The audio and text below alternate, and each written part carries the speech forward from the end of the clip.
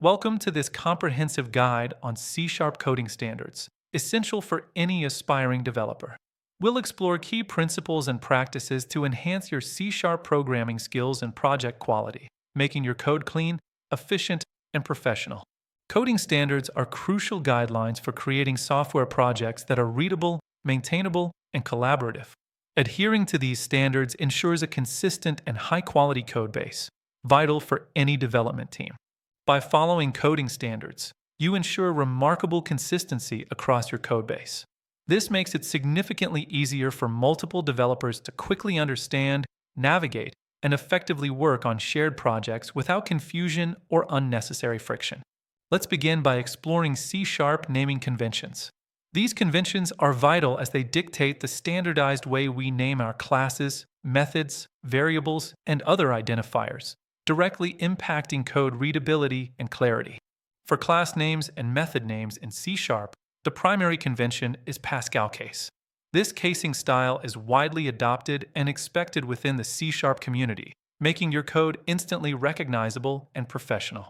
Pascal case capitalizes the first letter of each word in the name, with no spaces or underscores. For instance, customer order processor transforms into customer order processor, creating a clear and distinct identifier. For example, public class customer order processor clearly defines its purpose.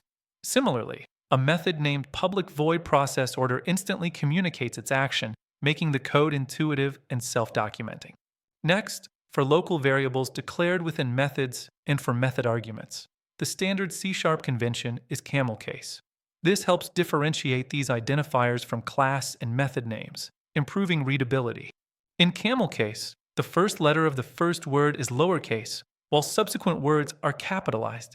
No spaces or underscores are used, ensuring a compact and consistent naming style for variables and parameters. Consider string first name or int order count within a method.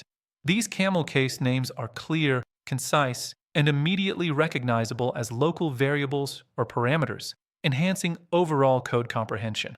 A helpful tip: always use meaningful names that accurately describe the variable's or method's purpose. Avoid cryptic abbreviations or single-letter names, as clarity significantly reduces confusion and debugging time. For private fields within a class, a widely adopted practice is to use an underscore prefix followed by camel case. This provides a clear visual distinction, indicating the field is an internal member, not directly accessible externally. This convention, like private int underscore quantity, immediately distinguishes private fields from local variables or method arguments. This visual cue helps developers quickly identify variable scope and accessibility, preventing potential errors. Now, let's dive into the solid principles. This powerful acronym represents 5 fundamental design principles crucial for writing robust, flexible, and maintainable software. Adhering to SOLID leads to more adaptable and scalable applications. The first solid principle is the Single Responsibility Principle, or SRP. This principle is foundational for designing classes and modules that are easy to understand, test, and maintain by ensuring a clear separation of concerns. SRP states that a class should ideally have only one reason to change, meaning it should have only one specific job or responsibility. Multiple responsibilities can lead to unexpected bugs and increased complexity. Before SRP, a report generator class might handle multiple tasks, retrieving data, formatting it, and then printing. This single class becomes a bottleneck and a source of potential issues due to its many responsibilities. After applying SRP, we separate these concerns into individual, specialized classes.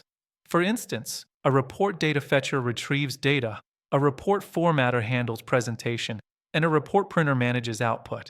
Each has a single, clear responsibility. This separation of concerns, achieved through SRP, makes each class easier to understand, test, and modify independently. It drastically reduces the risk of introducing new bugs when making changes to a specific feature. Next, we encounter the open/closed principle, or OCP. This principle is crucial for building flexible and extensible software systems that can evolve without requiring constant modifications to existing, stable code. OCP suggests that software entities should be open for extension but closed for modification. New functionality can be added, but existing source code should not be altered. This balance is key to stable and evolving systems. Before OCP, adding a new payment method might require modifying an existing payment processor class with if-else-if statements. This necessitates directly altering complex, already tested code. With OCP, we introduce an interface like iPaymentMethod, defining a common contract. Then, new classes for each payment type, such as credit card payment or PayPal payment, implement this interface. This approach allows us to seamlessly add new payment functionalities by creating a new class that implements iPaymentMethod, without altering core payment processor or existing tested payment classes. It promotes stability. The third principle is the Liskov substitution principle, or LSP. Named after Barbara Liskov, it's fundamental for ensuring inheritance hierarchies are correctly designed and derived classes behave as expected. LSP states that objects of a superclass should be entirely replaceable with objects of its subclasses without breaking the application. If a program works with a base class, it should also work flawlessly with any derived class. A classic LSP violation involves a square class inheriting from a rectangle. If setting the width of a square also implicitly changes its height, it violates the expectation that a rectangle's dimensions can be set independently. To adhere to LSP, square and rectangle should perhaps inherit from a more abstract shape interface, or be designed as independent classes sharing a common interface for area calculation, avoiding inappropriate inheritance. Following LSP ensures derived classes truly extend functionality without contradicting the fundamental behavior established by their base class. This leads to more robust, predictable, and maintainable object-oriented designs. Fourth on our list is the Interface Segregation Principle, or ISP.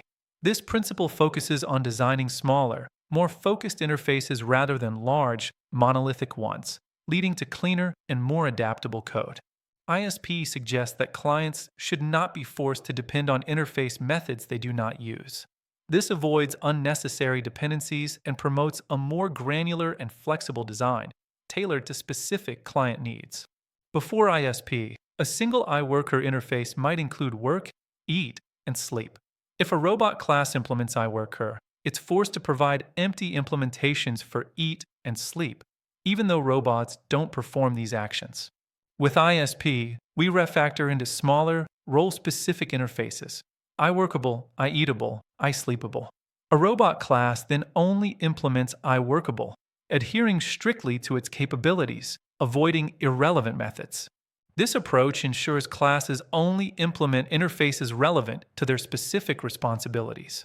It prevents classes from being burdened with methods they don't need, leading to leaner, more focused classes and clearer roles.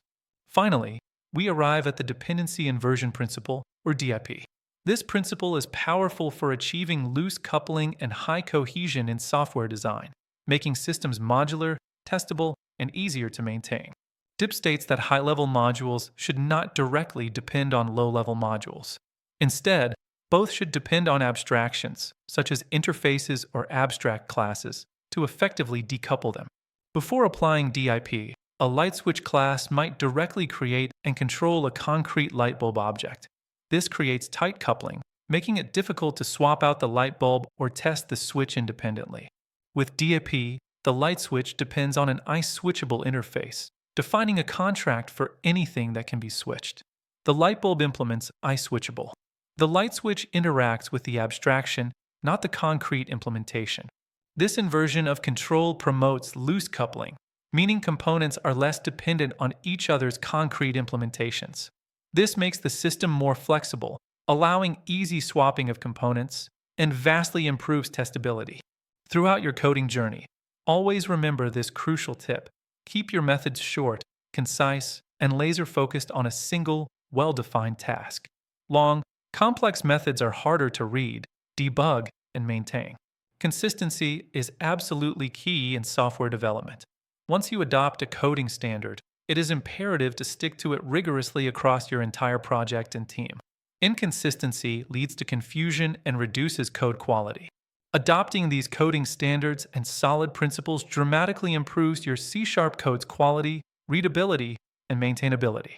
It also significantly enhances team collaboration, allowing developers to work together more efficiently.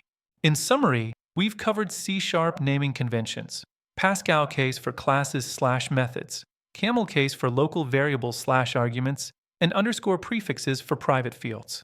Mastering these is your first step towards professional C-sharp development. We also delved into the 5 powerful solid principles: single responsibility, open/closed, Liskov substitution, interface segregation, and dependency inversion. These provide a robust framework for designing scalable, maintainable software. Consistently applying these standards and solid principles will elevate your C-sharp code to a truly professional level. Your code will be easier to read, understand, extend, and maintain, making you a more effective developer. We strongly encourage you to practice applying these principles diligently in your own C-sharp projects. This hands-on experience is invaluable for building robust, maintainable, and scalable applications that adapt gracefully to changing requirements. Thank you for watching this comprehensive guide on C-sharp coding standards and solid principles. We hope you found it informative and inspiring. Now go forth, apply these powerful concepts, and happy coding on your next C-sharp project.